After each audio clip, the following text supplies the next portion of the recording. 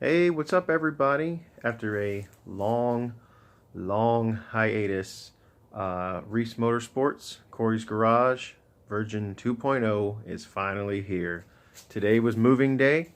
Officially, I've been sleeping on the floor for a few nights while we were moving stuff over, but today was official moving day, so the wife and the son are here at the house, and also the garage is partially put together.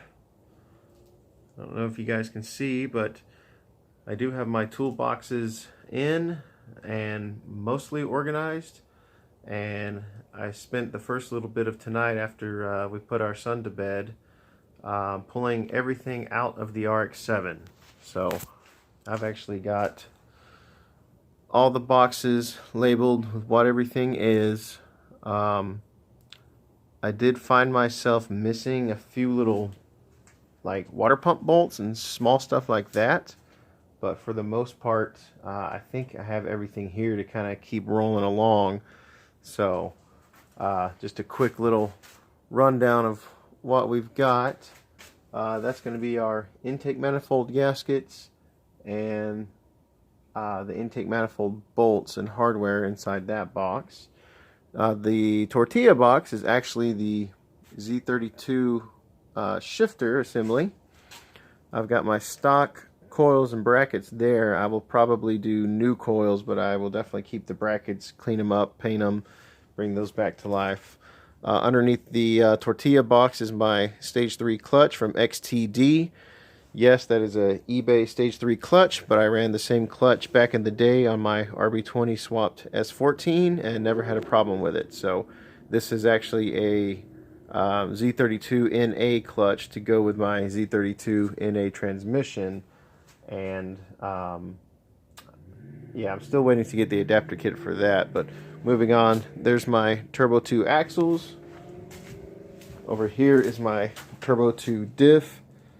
Shout out to Izzy once again for giving me a great deal on the diff and letting me layaway it. Right here we've got our LS1 F-body crank pulley / harmonic balancer. These two boxes are cross-drilled and slotted front and rear rotors and sport pads. Let's see. Down here in the box we have some miscellaneous things like the stock spark plug wires, my hood bracket, a few little brackets and doodads, the GM starter that I'm probably not going to be able to use. Let's see, here in this box is going to be the F-body water pump. So we got the water pump there. We got the FC aluminum radiator there, and the truck alternator and power steering delete kit, which I might not be able to use because doing some more research and running that with the LS1 water pump and whatnot, the spacing is probably not going to work, so I'm probably going to have to go with that other bracket and arm. So that'll be for sale if anyone wants it. But here's the latest take on the LS. I've had this Speedmaster intake for a little while. It looks like a pretty good piece. It's aluminum. It's got an 85mm throttle body on there. One of these boxes, I think it was this one right here actually, is my billet, fuel rails, crossovers, and hardware for that. So that'll be going on here soon. Don't know if you can see over here in the background, but what's that? Look at that. Those are long tube headers. Guess how much I paid for them? $125 for SLP F-body headers found used on Facebook Marketplace, which I love Facebook Marketplace for used LS parts. I don't know why I ever considered to buy anything new or new cheaper. The internet's a great thing, and what a time to be alive and be building an LS. Also, another great little nugget, little nug over here buried is a Flowtech cam. And look at the specs. I wrote that, so pardon my hand scratch. But it's a Flowtech, and it's a 229, 236, 111 LSA. 500 miles on that cam, $250. Cannot beat it. I'm super excited. It is just a few numbers off from a Texas Speed Bald Eagle cam, which is what I was going for.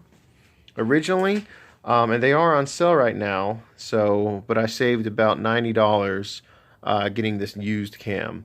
So, oh, I've also got, to go with that cam, some LS7 lifter trays. I've got some LS7 lifters on the way from my brother Jonathan in GA, so shout out to him. Thanks for the spare parts, sir. And I've got a regular just LM7 valley cover. Speaking to someone online, apparently, since my engine is kind of a weird mix, they recommended that I get the LM7 valley cover. I'm not really sure how that changes anything, but somehow it changes it. So that with the LS7 lifters and trays will allow me to run this intake manifold. This intake manifold paired with that cam and those headers should, and a proper tune, should get me hopefully around the 450 range at the crank. So hopefully through that Z32 trans and turbo 2 diff and lightweight car and no power steering and super simple setup, I would love to be at 400 wheel. That's what I'm going for. I really want to have a power to weight ratio that of or better than a Shelby GT 350R. If I was to win the lottery, that would be the car I would want. So I'm trying to build my car to keep up, if not outrun that. I'm also still trying to do it very cheap. So I haven't tallied up the bill so far, but I'm very thankful to be finding more and more deals online. The stuff I've really wanted, like a cam, I was actually going to put off doing a cam and an intake and headers for a while until I found a better deal, and then just so happened to come across that and plugged away some numbers and figured out that would be the most bang for the buck. And might as well do it now while the engine is on a stand than later on once it's already in the car. Like, what a pain that would be. So anyways, if you could have saw this garage yesterday, I mean, it's still kind of a mess, but at least you can see the floor. Oh yeah, there's my donation / trash pile. So we've got the stock truck manifolds, the stock computer and harness from the Buick Rainier, which was a drive-by wire setup, and I'm dumbing this down to a drive-by cable. So I'm trying to go super simple on this engine setup. So still left to buy are the transmission adapter kit, which is $600. I got a little bit more to go before I can snatch that up. Of course, I'll have to do a custom drive shaft and custom exhaust. As far as a wiring harness, I'm probably going to go with something like a BP Automotive or PSI harness online. They're around $300. And I found a person that does VATs removed and base map tuned LS1 ECUs for like 125. So with that wiring harness, I think it's basically like 4 wires to hook up essentially.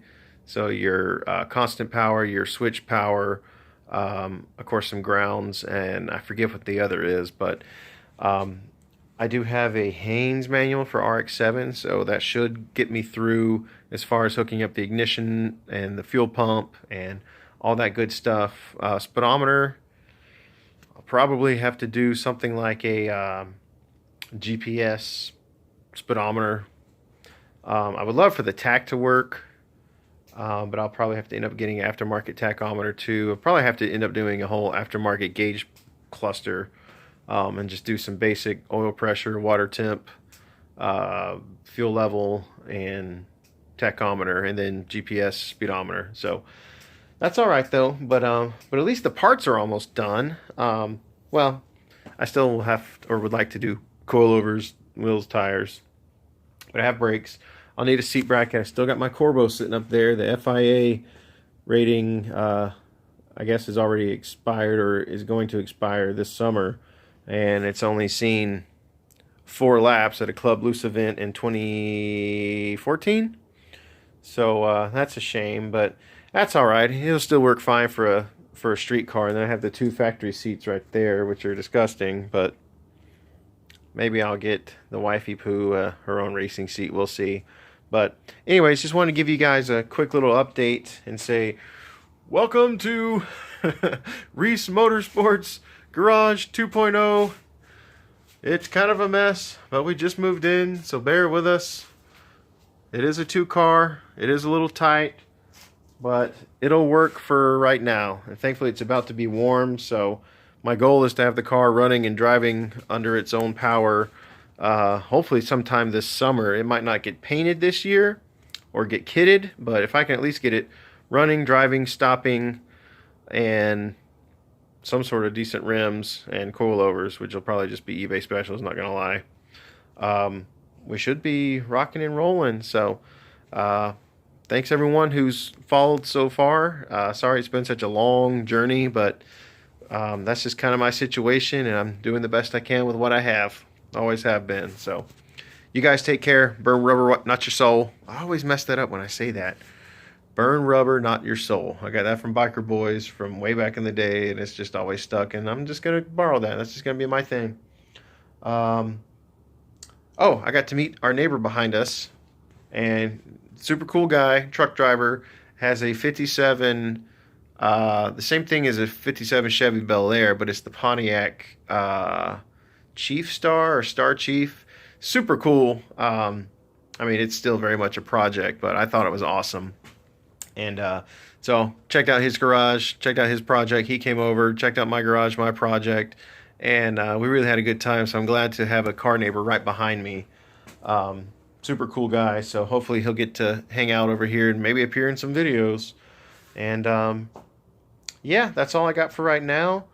I'll try to check back in. I'm going to be off for the next few days. I'm on quarantine, and then next weekend will be a 3-day weekend. So so I basically just have to work Friday next week, and then I'll be off for 3 more days, and then full-time back at work. So I'm going to try to get as much done as I can this week on the engine and on the car. I still have to do brake lines, fuel lines. I might put the engine in just to test fit the headers and see how that's going to fit. If I get to that point, but I want to get the diff in. I want to get it cleaned up and painted. I want to get the diff in. I want to do the brake lines and the fuel line, and I'd like to get the car in the garage. So we'll see. But I just wanted to take a quick inventory. That's what all this crap is. Stuff I brought with me since we moved, and all these boxes and plates and pans and fans and seats and all that stuff was jammed in the RX7 since basically August last year. So I'm super excited to finally have the car here and empty and ready to receive some love. So you guys take care. I'll talk to you soon.